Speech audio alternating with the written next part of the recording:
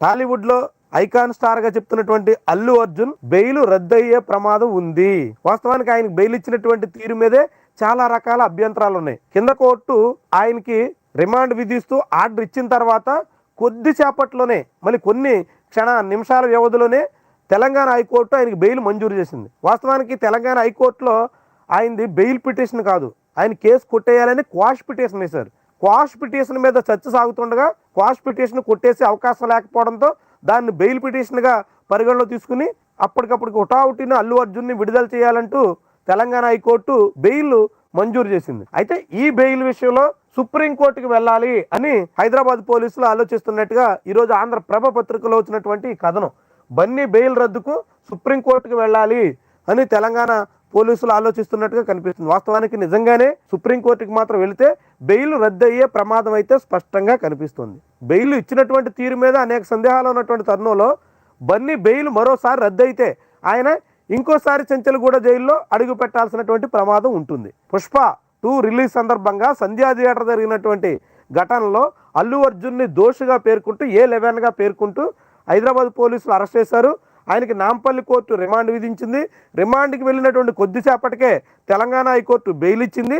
ఆ బెయిల్ మీద అనేక రకాల అభ్యంతరాలు ఉండడంతో సుప్రీంకోర్టుకి వెళ్ళేటువంటి యోచనలో పోలీసులు ఉన్నారు. అదే జరిగితే బన్నీ బెయిల్ మరోసారి రద్దయ్యి ఆయన జైల్లో అడుగు పెట్టాల్సి ఉంటుంది.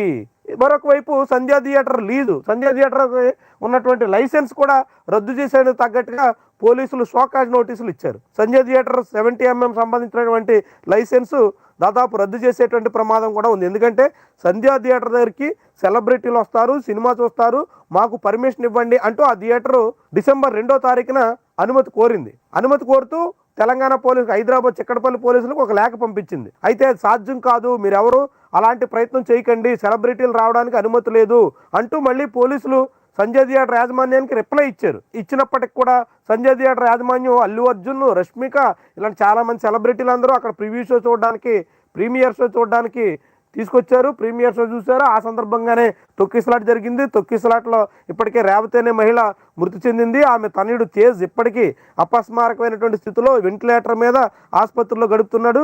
ఈ కేసు విషయంలో ఇప్పుడు సంజయ్ థియేటర్ లైసెన్స్ని రద్దు చేసే విషయంలో పోలీసులు వేగంగా పావులు కదుపుతున్నారు. సంజయ్ థియేటర్ క్లోజ్ అయ్యే ప్రమాదం ఉంటుంది. ఆర్టీసీ క్రాస్ రోడ్స్లో కీలకమైనటువంటి అందరినీ ఆకర్షించేటువంటి థియేటర్లో ఒకటి మూతపడడం ఖాయం. ఇప్పటికే దేవి లాంటి థియేటర్లన్నీ మూతపడ్డాయి. ఇప్పుడు సంజయ్ కూడా మూతపడితే ఆర్టీసీ క్రాస్ రోడ్స్ అంటేనే థియేటర్స్కి అడ్డా అనేటువంటిది ఇది అవుతుంది.